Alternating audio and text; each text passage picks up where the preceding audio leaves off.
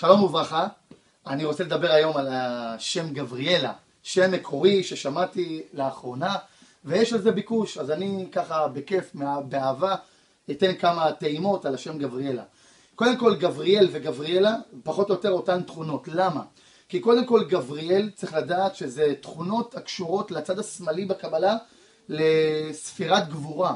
זאת אומרת, מה זה ספירת גבורה? ספירת גבורה זה נשים תקיפות, נשים לא פרייריות, אומרות את האמת בפנים, ישרות, קפדניות על דברים מסוימים.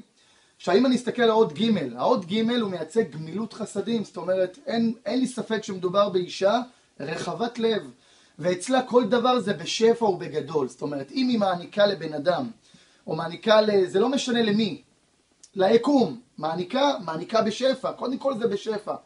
עכשיו, היא ישרה בדיבור שלה, זאת אומרת שואפת לאמת, יש לה כושר שיפוט מצוין, קולטת אנשים בצורה הכי מדהימה שיש. אתה יכול להגיד לה עכשיו, הנה תסתכל על הבן אדם הזה, מה יש לך להגיד עליו? היא בשנייה וחצי, גם בלי יותר מדי לדעת את סוד האותיות, היא כבר יודעת מי הבן אדם, זאת אומרת ככה מזהה כבר את התכונות אופי שלו. אישה ששואפת למידת האמת, זה כבר אמרתי. עכשיו, אם אני אסתכל על האות ב', האות ב' מייצג ביתיות והגנה. עכשיו, האות ב' זה אומר שאצלה בתחום הזוגי היא מצפה לבן זוג, וגם באמת מתאים לבן זוג, שקודם כל שידאג לביטחון כלכלי יציב. חשוב לה מאוד נושא הביטחון הכלכלי.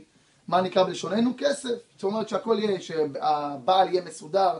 עכשיו, לא דיברנו פה שיהיה רוטשילד, כן? אבל יהיה מסודר. זאת אומרת, בן אדם עם שגרה, לא בן אדם קם בבוקר מתחיל לטייל. בן אדם קם בבוקר הולך לעבודה מסודר מבחינה הזאת. היא כבר עשית אותה חצי רגועה.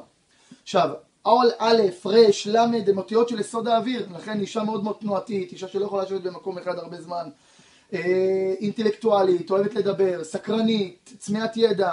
יהיו זמנים בחיים, מקרים וגם זמנים בחיים שהיא תלך לכיוון של לימודים, היא מאוד מאוד תרצה לדעת, להרחיב את האופקים שלה.